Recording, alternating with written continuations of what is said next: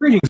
I'm Pete Pardo here from Sea of Tranquility. Welcome to another episode of the Sabbath Stones. It's been a while. God, we haven't done one since what, October? Yeah, been way too long. Yeah, it's been too long. The holidays. I was sick for like a month and a half. It's no It's been, good. it's No been a good. lot going on. A lot going on. Fall Fest, all that Yeah, stuff. It's just all that everything. good stuff. Yeah, yeah. But we figured we'd squeeze one in before Chris goes jetting off for his company sales meeting for his day job, and that's going Yeah. to take up some time for him. So we figure let's kick off the year with another episode. And as we always do on the Sabbath Stones, Chris hopefully has a little bit of news of things that are going on in the Sabbath camp, if anything. If not, we'll dive right into the I was topic. gonna say there's really not a ton of Been quiet, news. right? The Tony Iommi photo book did get released over in England. I didn't order one yet, but I will. Really, the only news that continues is the constant rumor Of the of a show. potential show, which what I had heard was the most likely thing would be a tribute show in the UK, and then Sabbath would reunite for two or three songs potentially, but there's been no official word. So who knows if that's going to happen? And there is supposedly in 2025 the Black Sabbath ballet is coming to Washington D.C. I would see it, but I'm hoping it comes a little closer than Washington D.C. Like I would do Philly or Boston, but yeah, Washington is a bit of a hike. So No, I mean, worst case scenario, it's $100 train ride down there, and DC's not the worst place, right? yeah. Yeah, yeah, I would agree with that. I think it's going to be a short little Sabbath set at the end of some kind of event. And from what I'm hearing, it's a weird thing. Uh, I think the reason why they're in a rush to do this, and maybe we talked about it last episode, I think now the guy who's the worst off of the four of them is Ozzy. Well, I was just going to say, and I don't know if we mentioned this on the last episode, but right, we've now seen Ozzy do the Rock and Roll Hall of Fame induction, and he couldn't stand up. No. He had to sit in a throne, and he did, he did add some vocals to the tribute part of the show, which included Maynard from Tool, and I forget that rapper guy, the guy with all the scribbly tattoos on his face, and it was Billy Idol, I think, if I Yeah, remember right. yeah. And Ozzy did a little bit of co-vocals, but yeah, I mean, it doesn't really look like Ozzy could do much, No. if anything. Yeah, I mean, it's almost to the point where I think he's like almost in a worse off position than Phil Collins doing that final Genesis tour not that long ago, where he was basically in a chair, could barely move, and Right. kind of singing a little bit. By the way, that whole tribute thing was fucking Oh, it was terrible. terrible. It Ugh, really was. It was bad. Yeah, it was I could have bad. thought of any number of people that would have been better choices to go out there and do that than who they picked, but Yeah. nobody asks me. So No, that's true. That is true. But yes, so yeah, I don't. I'm not expecting much of a if this Sabbath thing happens, but yeah, we'll see. all right. And I know they kind of throw these things out last minute when they announce them. You don't really get a lot of lead time, but I would assume we are going to get some other Sabbath reissue this year, maybe a box set or something, because we had the Tony Martin stuff last year. We had Right. stuff the year before, and the year, so we've it's been pretty consistent. And we know the stuff that's still out there that we haven't gotten yet. Well, So the thing that Tony Iommi specifically did say, and God, it's got to be like a year now, Pete, was that they had the original tapes for Born Again, yep, and that Born Again was going to be remixed. But then again, Iommi had also said that he was doing these things in order, right. which means he skipped over Born Again. So I don't know if he's going to go back then and do that. They also, did not do another reissue of Seven Star. So, but the Born Again was the one where Iommi plainly said, yes, we have the original tapes, and there was going to be a remix. So, I would love to see that. And I don't know if we mentioned it on the last one, but the Tony Iommi box set. I'm sorry, the Tony Martin Sabbath box set is officially. I'm looking at it now on the shelf next to me. It is officially sold out. But then the four albums were re-released All separate. individually. Yeah. Yes. So if you Which missed out, now's your knew that was going to chance. happen, right? So for Yeah. all of us who were mostly interested in getting the Forbidden in a remixed state, right? Which they did a very good job on it. We had to get, maybe we already had the other albums and maybe it wasn't all that important, but we got the box set anyway. Now they've released those all separately. So the people who didn't jump on the box set because for the reasons I just stated, you now can get Forbidden all on its own and hear the new remix, which is quite good and brings the album into a little bit different light, I think. So Oh, absolutely. And it's interesting though because there was a lot of people that said, "Oh, well, I wanted to buy the Live Evil remix, but I don't want to rebuy the other, the and but that hasn't been released separately, so right. who knows?" And in fact, I have it, but I'll be honest, I haven't even listened to it yet. Live Evil was released as a limited edition Dolby Atmos Blu-ray, which I did pre-order right away and purchase. But the odd thing is, they did not use the 2023 remix. They went back to the 1982 original edition, which is very strange. Yeah. This new version has not been getting good reviews. It's on my shelf. I do need to listen to it, but I haven't listened to it yet. But if anybody, I don't know if that's still available. But if anybody is interested, the Live Evil Blu-ray, which is audio only, there is no video component. There's nothing to watch. It's just the audio, but that is available now as well. Yeah, it's a strange choice, but Yeah, very weird. they didn't ask us. So, Again, correct. 100%. 100%, Pete. so our topic today is we are going to kind of talk about all the various vocalists that were either in Sabbath or almost in Sabbath, were considered for Sabbath. And then maybe at the end, we'll wrap up and mention a couple people that we think would have been great Black Sabbath singers. So, after Ozzy, we saw kind of a revolving door of singers for a number of years, and then both Dio and Ozzy came back. But I think Chris has put a nice little timeline together of kind of how all this worked over the years. And let's face it, we've seen some pretty notable people fronting this band. Um, Ozzy and Dio notwithstanding, we also Ian Gillan, Glenn Hughes, so on and so forth. So I'll turn it over to Chris here, and we're going to kind of go through and give some feedback on what we think of all these singers and the ones that didn't quite make it. We were just talking the other day about Dave Walker, formerly of Fleetwood Mac and Savoy Brown, was briefly in the band, but I'm getting ahead of myself. So Chris, I'll turn it over to you and Sure. take us through. Well, of course, the original Sabbath singer. I don't know how much needs to be said, but Ozzy Osbourne kicked off the fronting the band from 68, 69, I guess till 77 ish. Yeah. At that time, there was a split with Sabbath, and Dave Walker from Fleetwood Mac and Savoy Brown came in and started to work on the Never Say Die record. Um, he did the only audio that we have heard is his version of Junior's Eyes, which I kind of like. It's Um, different, right? it's different. Apparently, Sabbath played live on a British TV show. The video is available. We're never going to see it live. Apparently, Michael, who's a huge Sabbath fan who does the Emerald Sabbath project, apparently he's seen it at some museum, I believe, in over in England, but I don't think it's ever going to be released outside of that. And but yeah, he does sound different. Although when I listen to his take on Junior's Eyes, I do think, I wonder how this guy would sound singing, War Pigs and Iron Man and Paranoid.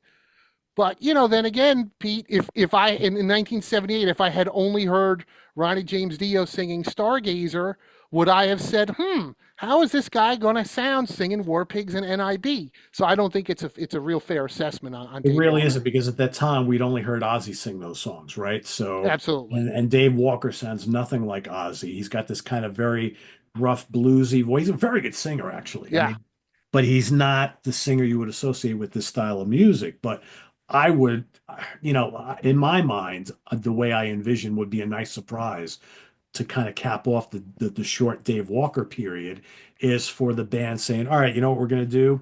we're going to reissue Never Say Die. We're going to remaster, remix the original album. And kind of like what they did with Eternal Idol, we're going to give you a bonus disc which has the secret Dave Walker versions that you've never heard before. And we're just going to put them out there.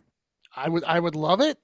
I don't think Sharon would ever go No, of for it. course not. No, it would never happen. But I'm just saying that that would be the ultimate Yes, thing. 100%. Right? That would be fantastic. Yeah. And outside of that, sure, a remixed, remastered Never Say Die would be great because then maybe you and I might actually like it a little bit. Yeah. Because yeah, that's a whole nother story.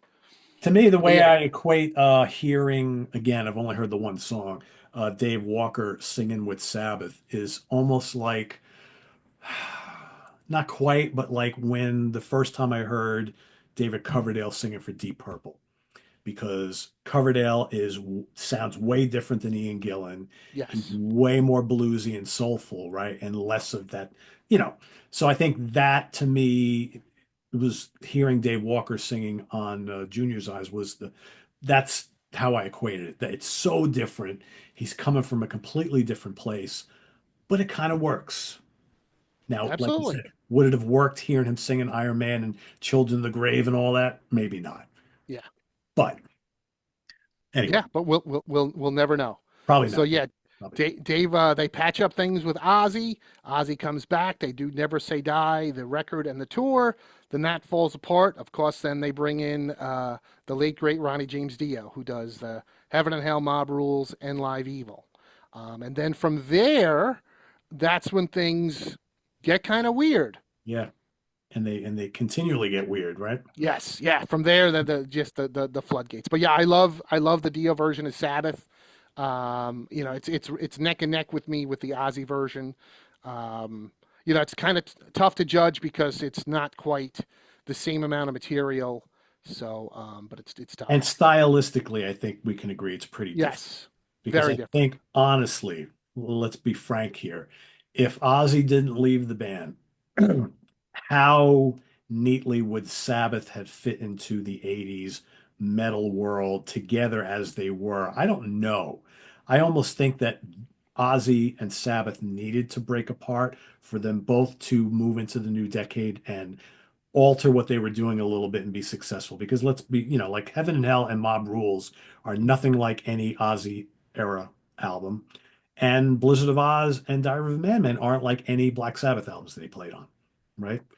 100% agreed. I mean, just look at the trajectory where they were going, of technical ecstasy and never say die, in the late 70s. That was not the roadmap they should have been on. So I completely agree, Pete. Splitting them up was the way to go. Yeah, I'm sure everybody hated it at the time. I mean, I was still too young and too new because again, 1980 when Heaven and Hell's coming out, I'm into Sabbath for like a year. There's no internet. I'm maybe reading a couple metal magazines here and there. So how did I find out about this new singer in Black Sabbath? I bought Heaven and Hell and put it on. I was like, that's that's not Ozzy singing, right? And then before you know Right. it, you got the Blizzard of Oz coming out. So it's just kind of happened. Um, I was still so new to the band that I was like, all right, I'm going to accept whatever's going on here.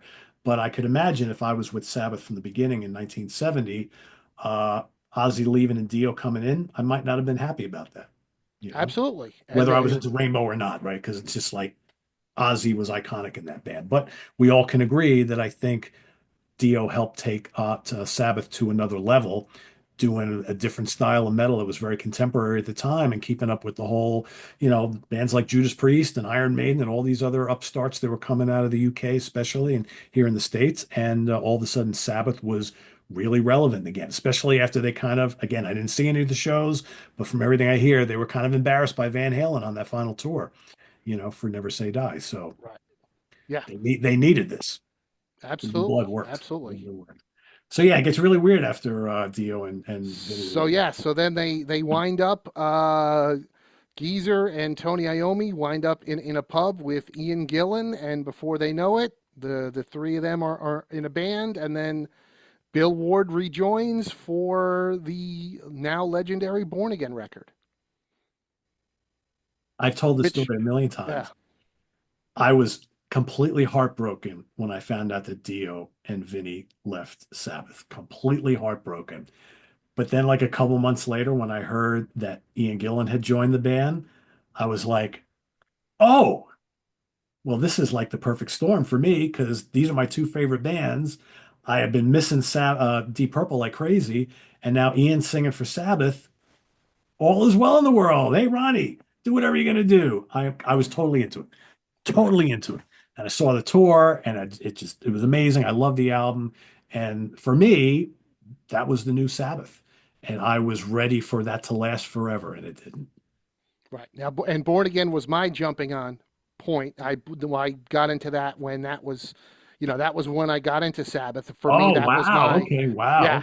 that was my jumping on point. And I believe I bought Born Again, and when Ian Gillan had already left. Oh, What fascinates me with this whole period is that it appears, and I'm pretty sure it was confirmed in the Geezer Butler book, and I have heard interviews with Tony Iommi from 1983 where he talks about the next record with that lineup.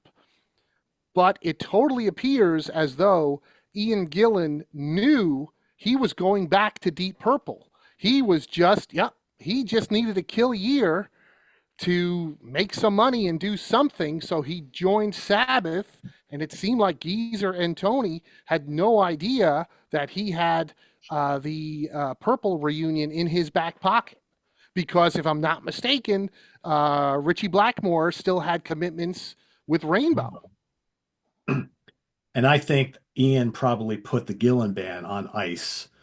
Yes, Well, he was having vocal issues for a while, but then you had to know that they were talking about the Purple reunion, but they weren't ready to do it yet because they had to wait for Richie because the Bent Out of Shape tour was still going on. yes. And so he went and got shit-faced with Tony and Geezer, joined Sabbath, and then probably in his mind he's like, all right, we'll do the album, It's we'll do only a the year. tour, and then I'm out of here, right? Right. Yeah. Which is, I know we've talked about, we could do a whole episode on this, but totally insane to think that Ian Gillan does Born Again, does the tour, which was pretty significant, Yeah. then goes right into Perfect Strangers, bangs that record out, and is back on the road in '84 now with Deep Purple. I mean, what a crazy year. Yeah. Yeah. Singing all that stuff because at this point in time, I saw the tour for Born Again and I saw the Perfect Strangers tour. Ian's voice was still in tip-top shape at that point in time. Right. But I've said it forever. I don't think after those two tours, I don't think his voice was ever the same. I I think if you want my honest opinion, I think that something was lost during that Born Again tour. Because I mean, you've how many bootlegs have you uh, heard from that tour? He's screaming I up a mean, storm on every song. he's just shrieking at the top of his lungs for no reason.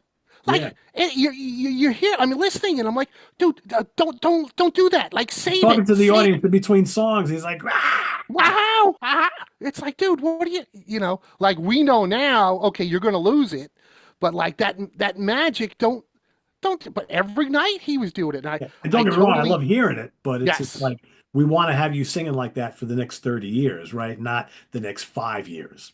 100%, 100%. So yeah, and I totally agree and subscribe to your theory, Pete. That Born Again, forget it. That what blew his vocals out. Had to have. Had Yeah, to. Because I think even like on Perfect Strangers, he was sounding really good. But all of a sudden, when you're dropping Child in Time from the set list a lot and it's popping in, but you're not playing it consistently, there's a reason for that. yeah, Because Child in Time is one of their more notable songs. But because of all the shrieking he's got to do in that song, if you can't shriek, you can't play it. Right. right. 100%. Yeah. 100%. So yeah, so now where it gets really weird. Yeah. So Ron Keel from the band Keel apparently tries out, has some conversations with Sabbath. I believe Spencer Proffer was going to be the producer. That wound up not working out. Around this time, Michael Bolton apparently tries out for Sabbath. But people forget Michael Bolton was kind of a rock guy. I mean, I still love that song Fool's Game that he did. Great Michael voice Bolton, back then. Great yeah, voice. great voice. You know, he had long hair. He strummed a little electric guitar. He was a rocker. You know, he did some dates opening up for Ozzy. So, you know, maybe it could have worked.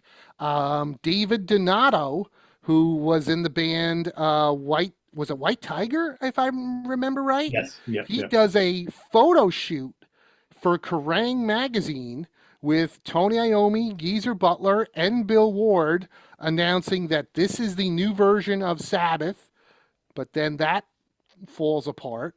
I don't know. Is there any? I don't know. Is there any? I don't think anything of the Dave Donato stuff ever surfaced. Not that I've ever heard of. No. Yeah. No. I don't think Um, they ever got into the studio. yes. Yeah. But he was announcing me. They were on the cover of Kerrang, and it was like Yeah. a big deal. And then I mean those a couple months later, it's done. those photos are still infamous. Then after that, hold on, I'm crossing my fingers off, and wow, there's a lot of them. I don't wanna miss any. Um, then the rock preacher who did Jesus Christ Superstar, Jeff Fenholt, Yes. comes into the picture, and he did record demos with Tony Iommi, which were early versions of the songs that would later appear on Seven Star, like the song "Star of India" later became Seven Star. There's an early version of Danger Zone. The 1985 Jeff Fenholt demos is commonly referred to as Sixth Star. And you know, I re-listened to them not that long ago, and Jeff Fenholt definitely has a sort of bluesy quality to his voice, not very different from Glenn Hughes. Yeah. He's got So some pipes. Yeah. he He's got some. does. Yeah. So I could definitely see where Tony Iommi was going with that. Although years later, in the early '90s, Fenholt got a lot of notoriety when he did the talk show circuit and talked about, you know, hey, I was a preacher guy singing Jesus Christ Superstar, and then I joined Black Sabbath. My sister even bought his book and gave it to me. And I read the whole book, but it was, I say book loosely. I mean, it was like a fucking pamphlet. And like the last page, he mentioned Black Sabbath. But I'm like, dude, like you did no gigs. You never appeared live. There's no photos. But you did some demos. But, you know, you know, you can't really claim, you know, lots of these other guys have a better claim to being in Sabbath than you did. Um, so yeah, so that was Jeff Fenholt. Then of course we get Glenn Hughes, another ex Deep Purple alumni who records the Seven Star record, which is supposedly supposed to be a solo record. Then Warner Brothers allegedly forces Tony Iommi to release it as a Sabbath record, and the compromise is Black Sabbath featuring Tony Iommi. Of course, Glenn Hughes didn't want to join Black Sabbath, Did now but wasn't the original idea that there was going to be multiple vocalists on this record and Glenn was correct. a couple, right? Yes, I believe it was David Lee Roth, Robert Plant, Rob Halford, and Ronnie James Dio were just a few of the vocalists that were considered, and I don't know if how far discussions were, but those were at least four of the singers that were supposed to appear on originally on Seven Star, at least in talks. Yeah. Who knows, you know, how that went, but yes, you're definitely right on that. I don't know. I think Glenn Hughes is great on that album. I But love the record. I didn't like it originally, but over time I have completely changed my mind on it. yeah. Unfortunately, the tour was a disaster, and I was there at the Meadowlands in New Jersey for it. And Glenn, he looked out of place just standing up there in front of with a microphone and no bass. And he talked about in his book how he just felt like completely naked up there. He was wearing this big black coat. He looked, Yeah, like way bigger than normal. He's got the big long beard, and he was just croaking up there, yeah. like he sounded horrible. And I was just like, what is wrong with this guy? His voice is way better than that. And as we know, he was having problems with big problems with drugs and alcohol. He got into that fight with one of the stage guys who punched him in the Adam's apple, right? Right. So yeah, I mean, just not good. And what did he sing? Three shows? I think it might have been six. Was it six or was that I many? I have quite a few of them. In fact, I just got a double CD of the first night on the Seven Star Tour, which actually was the longest set they ever did with Glenn Hughes. It was like over 100 minutes, Oh, really? and Oh, I probably need to. yeah, How does he sound on it? the funny thing is, a couple songs sound really good, and a couple songs he's just croaking through. Well, that was my issue with the Meadowlands show. He sang the Ozzy stuff really well, but he couldn't sing the shit off of the Seven Star album at all, and he sounded worse on the Dio songs. Yeah, That was a weird thing. It's like, there was some songs that sounded fine, others was just awful, like yeah. really awful. And I don't know if it was the drugs, the alcohol.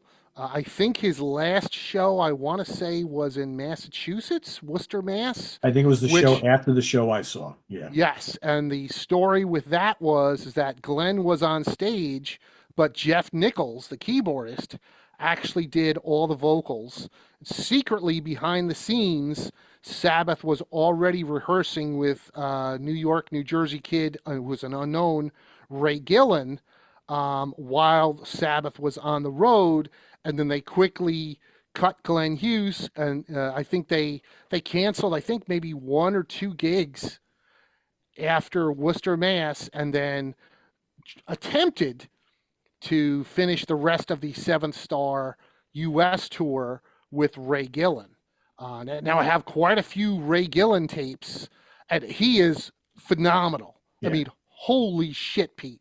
Like to me, he is the greatest Black Sabbath singer that really is like unknown because his vocals were unbelievable. He had a great look, a great sound. It's just a shame things went the way they did.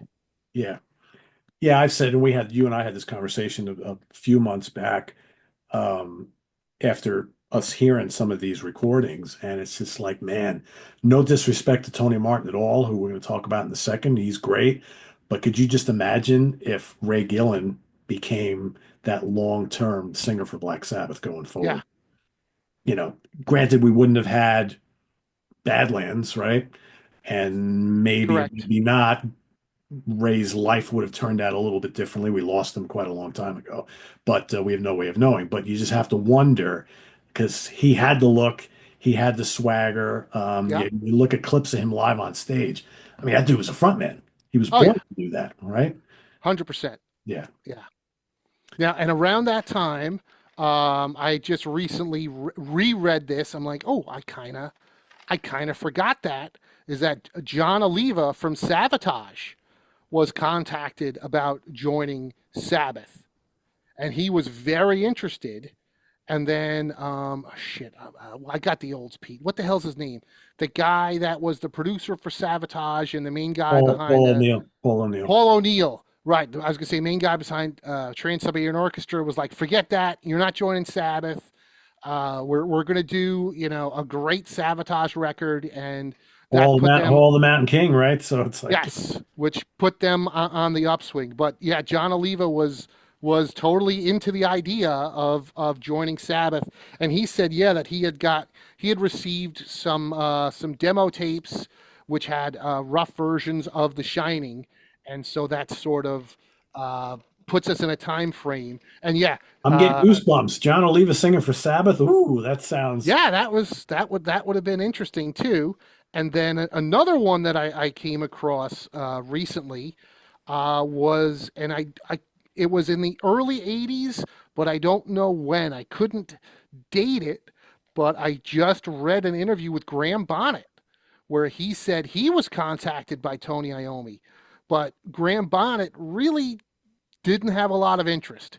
He just felt, yeah, Rainbow and Schenker is one thing, but Black Okay. Sabbath is a completely different animal. I can't see myself doing that, which, I could kind of see. I can hear it, but I can't see it. Yes, agreed. Because let's With the face it, little that look is not going to work. the little skinny tie and The the sunglasses. glasses, you know. We love you, Graham, but yeah, Sabbath and you. Yeah. No, I could hear it because the voice, when Graham's doing his more metal voice, I can hear it. But yeah, no, no, But then again, I mean, look, Ian Gillan had some goofy outfits, and Tony Iommi had to pull him aside and was like, "Listen, go buy some black leather. yeah, Like you can't go out on stage in your Hawaii shirts and shorts here. Like you got to look the part a little. So just a so little who bit. knows? But yeah, yeah, the Graham Bonnet one that one was new to me. So then okay, so Ray Gillan is in Sabbath. They have to cancel the U.S. tour midway through because ticket sales were poor. Although again, the performances were fantastic. They had a UK tour, which they did, and apparently they did quite well on the UK tour. They then were supposed to do a European tour. They canceled the entire European tour. They actually did play the Hammersmith Odeon in England in 1986 and filmed a full concert video with Ray Gillan, but then that was shelved because while they record the next record, which is The Eternal Idol, Ray Gillan records the entire record, and then upon completion of the record goes, you know what? This really isn't for me. There's no more money. I'm going to get going, which is nuts to think about it. For the riches of Badlands, right? Right. Although Badlands was still a couple of years off. I know, right? Yeah, I know. Wasn't he So yeah, involved? Wasn't he involved in the early Blue incarnation of Blue Murder, Murder, right? Yeah. 100%, which is ironic, Yeah. because yeah, so that takes Ray Gillan off the chart, and oh well, and this is an interesting thing. Now, Tony Martin then comes in, but Tony Martin, when Glenn Hughes was going to be replaced on the Seven Star Tour, the two front runners was Tony Martin and Ray Gillan, because Tony Martin, his manager was is it Albert Chapman, who also managed Tony Iommi at the time, and Iommi was going back and forth between Martin and Ray Gillan, but Ray Gillan was already in America. He already was there. Tony Martin was still in England. I presumably would So have needed the working first time papers that and a Tony Martin visa. gets the shaft, right? So we're gonna keep track of this Yes, that's correct. So Tony Iommi says, "All right, screw it. We'll go with the American guy because he's right here," right here. which Yeah. is what they did. Of course, that was short lived, and then Tony Martin comes in to re-record Ray Gillan's vocals for the Eternal Idol record, which was released in late 1987. But also right before then, well, I guess I shouldn't say before then, but I guess before, was it before Born Again or after Born Again? I'm not sure. I think it was before Born Again. The one that I forgot, and I had it on my list somewhere, and I think this guy would have worked out fucking great. David Coverdale. Oh yeah. I only talked to Cozy Powell and David Coverdale about joining Sabbath, but Coverdale had just signed a new deal, I guess, for Slide It In, if I'm Geffen not Records. Yep, mistaken. yep, Right, Geffen. which they were working on, and so Coverdale did have some interest, but what decided to stick with Whitesnake, which of course, in hindsight, for him that Was the that right worked move. out, Yeah, was was it? the right move. But hey, who knows? Slide It In and 87 could have bombed, and but yeah, I think of all the potentials, man, I think David Coverdale in 1984 singing for or 85 singing for Black Sabbath would have been amazing. Yeah, I would have been to it. Yep. But okay, so we've got Tony Martin in, then he gets let go to get replaced by Ronnie James Dio, who then has a short stay with Sabbath again, and Yeah. then they team up with Ozzy for the Ozzy farewell dates, which Ronnie James Dio refuses to do. They contact Tony Martin, but Tony Martin is doing a European tour with Cozy Powell, and he's like, "Well, screw you! I'm not going to, leave my band to come help your band again. Yeah, I'm not So at your who do they beck and turn to? call every time you guys need or are in a bind, right? Yeah, basically. Right. So they go to Rob Halford of Judas Priest, which is nuts.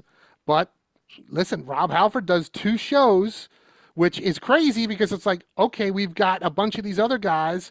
I mean, Glenn Hughes, I think, did 6, and Rob Halford did 2 and did a third one later on. Yeah. But yeah, and I think that the 2 Halford shows in '92 are awesome Yeah. It's a and good fit. showed a lot of promise. And there was discussion of keeping that band going, but there was also the carrot dangling of an Ozzy reunion, Yep. which wasn't officially canceled, I think, until sometime in 1993, when Ozzy sent a fax to the guys in Sabbath and to Kerrang! Magazine saying, "Hey, I'm not joining Sabbath. I'm going ahead with my solo career." And so that's when they bring back Tony Martin, who then does a couple more records. More records. Yep. Um, but wait, I don't want to lose my place in here. But then, okay, yes, all right. So I have another one. And the end of the Tony Martin era definitely went out with a whimper, not a bang. It really did not sell as well as hoped, worldwide. And apparently, Iommi decided to continue with Sabbath, and he did try out a few singers, including Steve Grimmett from Grim Reaper. Yeah, I heard that. And I discussed this with Steve Grimmett, and he was like, "Oh, I had the gig." He's like, he goes, so I was trying to get as much info from Steve as dates and everything. And this was a long time ago. But it was definitely, for the Forbidden Tour ended in 1995. The Ozzy reunion was in 1997. So this was like, 96 into 97. And Grimmett told me that he knew then that he lost the gig when he heard on the radio that Ozzy had rejoined Sabbath in I guess it was the summer of 1997. Yeah, I was gonna say late 97. Yeah, yeah. Yeah, because they did the first Ozfest in America without Bill Ward was in summer of 1997. And then Sabbath did 2 nights at the was it the NEC in Birmingham, and they were where they recorded the reunion record, and they were doing a live rehearsal, and Ozzy didn't want to use his voice too much, so they grabbed Whitfield Crane from Ugly Kid Joe, who was there, and he played a rehearsal set with the original Sabbath, which I have a bootleg of, but it's a terrible recording. But yeah, this was in December of 1997. So yeah, Whitfield Crane and the three original members of Sabbath. And oh, the one I forgot, which again, and I asked both guys about this, was that same summer on the Ozfest in 1997. There was a show.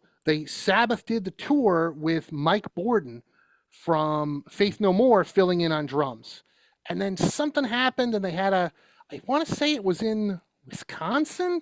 I got the olds. I don't remember like I used to. So they had to cancel a gig, and there was like a big riot. So then there was a makeup date that they came back.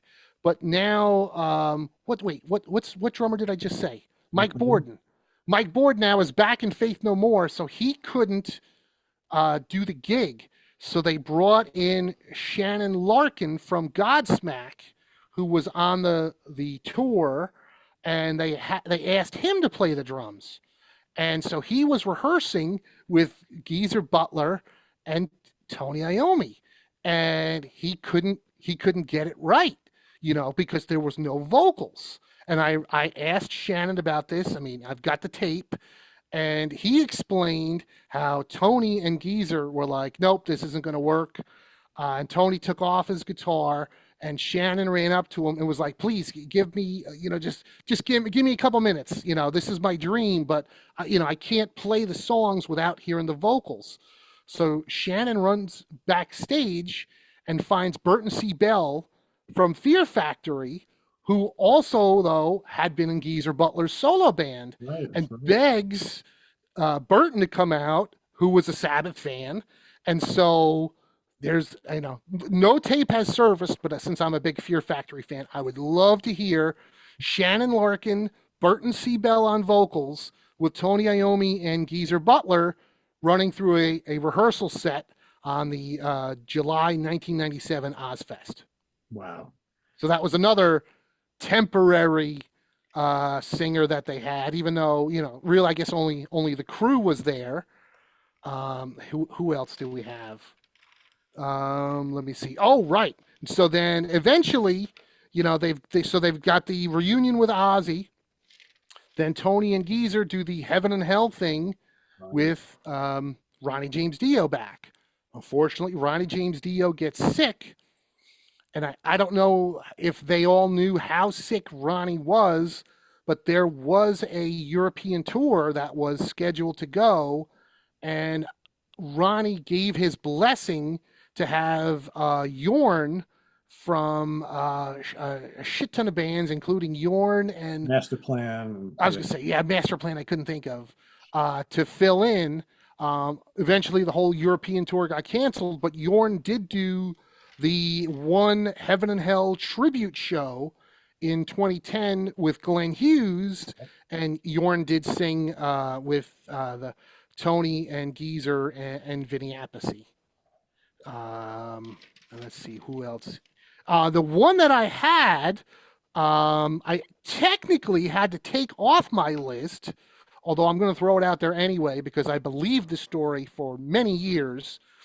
I always liked the British band Chevy, and the singer Steve Hennessy is really a dead ringer for Ozzy Osbourne.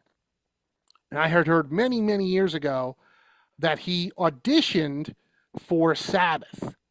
And I had just when I started researching this with all the different guys, and I really started looking up, I actually read an interview with him, and it technically wasn't Sabbath. He Okay. said he got the call, he flew out, I believe it was to LA. He worked with Tony Iommi for 2 days, did some vocals. He said he was really kind of intimidated because he had to come up with lyrics almost on the spot, but it wasn't for Sabbath. I thought this was in the time period of the Steve Grimmett era post Tony Martin, but apparently this was for the 2000 or 2001 Iommi solo record Gotcha. where he has all the different vocalists. Yeah, yeah. And Steve said in this quick interview with him that I read that basically management decided, well, instead of using unknowns, we were going to use all known guys like Ian Astbury and Peter Steele and Phil Anselmo. So Steve Hennessy unfortunately got the cut. Not But only it's unknown, but maybe because he sounds so much like Ozzy too, they wanted to have something different. Yeah. absolutely, which makes sense. But just double checking my list, yeah, I think those are all the guys that I had that were somehow or almost Black Sabbath singers. It's a long list. So quite a few. Listen, that's a lot of names. Yeah, I mean, granted, I know a lot of them didn't really do much of anything with the band, if at all, but still, they had their moment or moments, right? Yeah, And it counts. It counts. absolutely. So in saying all that, I mean, it's kind of pointless to talk about who our favorite Sabbath singers are because, I mean, I think so many ways to go about that, right? You could say, well, which singer plays on more of my or sings on more of my favorite albums, or who was the best singer in the band. I don't think it would take any argument from anybody to say that Ronnie James Dio was the best pure singer ever in this band. But Ozzy's got the length of the catalog on so many classic records, right? I mean, he's kind of like the icon from Sabbath, other than Tony himself. So But absolutely. what's an interesting kind of experience to kind of think about is, who we would have liked to have seen have a stint in Sabbath. And by stint, I don't just mean sang a show, sang a rehearsal, or, whatever, did some demos. I mean, someone who did a couple of albums and a couple tours. And, you mentioned him. Jorn Landy, for me, would have been the perfect guy for Tony to say after Ronnie passed away, and if there was going to be no reunion with Ozzy, say, hey, either as Heaven and Hell or something else, to say, hey, are you interested in getting together to go out and sing Sabbath music and make new music? I would have loved to have seen it because that guy is a great singer, and he's got that kind of like Dio meets Coverdale type of thing going on anywhere. I think it would have been a perfect fit with Tony, you know. Agreed. I completely agree, Pete. I think he would have been a great fit. I saw him live a couple times with Master Plan in Europe, and I was wowed. So yeah, I think that would be a great choice. You have anybody else who you think would have been a good fit? I mean, I jotted a couple down. One that I kind of thought would have been good. Robin McCauley from Michael Schenker. Yeah, got the look right. Yeah, Great voice. It's very different for I think the band, but I think he could have fit. a guy that's known for, I guess, more aggressive stuff. But I started to change my mind about this singer. Oh gosh, maybe about 10, 15 years ago when I saw him with the band Metal Allegiance. And it's Mark Asagata from Death Angel. Death Angel, yeah. That guy can fucking sing Oh yeah. anything. Yep, I mean, yep. I saw him do Stairway to Heaven. I mean, he was unbelievable. Of course, he's in the Kerry King band now. Yeah, yeah. But you know, he's a younger guy, great look, experience, great front man. Would definitely bring that edge. You know, like listen, I love Robin McCauley, but you know, he got the shaft because he was in the wimpy version of Michael Schenker Group. Right, right. But you know, it's like holy shit, you're getting the guy from Death Angel to sing for Sabbath. You know, I think that would have been, you know, I guess if I only had one pick, you know, the two guys that I wrote down that I thought was interesting just because of their connection to Deep Purple that they didn't get the call was Doogie White and Joe Lynn Turner. Like, how did Doogie, I could see Doogie. I don't know about Joel and Turner though. I mean, I don't know either, but just because, listen, Graham Bonnet got the call. You know what I mean? Yeah. Coverdale, Hughes, Gillan, you know, so I'm like, huh, that's and is Joe to me is Jolyn Turner that's so far removed from Tony Martin? I mean, Jolyn Turner sold millions of records.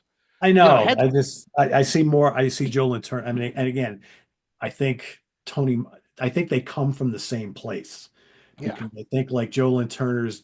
I think if you were to ask him, he always thought himself as like a kind of like a Lou Graham meets yes, very much so. Paul Rogers, right? That's his sort of thing. Yeah, That's kind of like what Tony Martin likes too.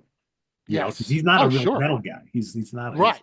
Just like Grant. I mean, look at you know Tony Martin's solo record was "Back Where I Belong" with you know tons of keyboards and saxophones and whatever else. Yeah, So he's an you're AOR guy. completely That's yeah, yes.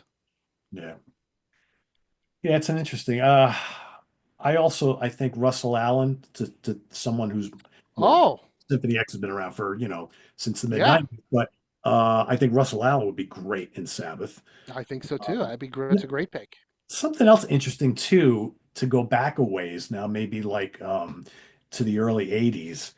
And again, he was a mess at the time. But how about David Byron, the original lead singer of Uriah Heep? He was kicked Wow. out of the band, or maybe even John Lawton, who replaced David Byron. So when Heap reconfigured their lineup in the early 80s for Abominog, you had these two former Heap vocalists who could have been a good fit for Yeah, Sabbath. it's true. Two You know? great picks. So yeah, I don't know. I don't know. Yeah. I mean, We'll never know now. I was gonna say we'll never know. You know, would love another book from Iommi just on all the possibilities, but we'll never get that. I just want Tony to do another record with someone Sure. new, or I mean, we've heard hints over the years that Glenn Hughes keeps saying, I'd love to do another album with Tony, and maybe we'll do that. Just do it. Yeah, Want the tour? Just do the album. Just do an album, agreed, you know? But agreed. So we'll see. We'll yeah, see. they better do something. My buddy Rich likes to say, well, if you don't make a decision, the decision's been made for you. So Yeah. The clock's ticking, right? that's it. Yeah. Time waits for no one. No, I know. You hate it when you see these talented musicians that you love so much, and they're just like, it's been years since they've done anything, right? And you're like, and you know they're Oh, still playing. It's, look at Jimmy Page. I was just gonna say, I was just gonna, I mean, is there a better the first two, Jimmy Page and John Sykes? I mean, are there two better examples right there? I think even Jimmy's been more active than John has been. Yes, at least At least he did all those Zeppelin reissues. Right, and he played with the Black Crows here and there. Yes, John hasn't done anything in like a million years. It's yeah, like, what is going on with that guy? Yeah, I don't know. Tony, if you're listening, you're probably not, but yeah, you just give us one more album something. with Yeah, whoever, with whoever. whoever, do whatever. Yeah, with whoever. We'll see. Cool. So Well, yeah, that wraps another episode of the Sabbath Stones, folks, and let us know what your opinions are of some of these vocalists that we've talked about. What do you think some of these configurations might have sounded like if some of these singers had actually stayed with the band? And also, kind of like what we did at the end, talk about some vocalists that you think would have been a really good fit for Sabbath at some point during their career, right? Whether it be for an album or a couple albums or a couple tours or whatever. It's always cool to see the configurations of the kind of the what if lineups, you know? So. So yeah. So what else is new with you, Chris? Anything new happening? that's it, Pete. That's the latest. Yeah. All right, cool. All right. So thanks for watching, everybody. Tune in hopefully next month for another episode of the Sabbath Stones. We got a whole long list of topics relating to Black Sabbath that we'd like to get to over the course of the next year or so. So we'll try to dive into those. And if you have anything Sabbath related that you would like us to talk about on the show, please mention that down in the comments below. And visit us on the web at www.seatranquility.org. We're on Facebook, we're on YouTube all together All the damn all the time. damn time. Please subscribe if you haven't already and click on that notification bell so you get alert of all of our content as a post. And please hit the like button before you leave. For Chris Alo and Pete Pardo, thanks for joining us here on the Sabbath Stones. We'll see you next time. Have a good one, everybody. Take care.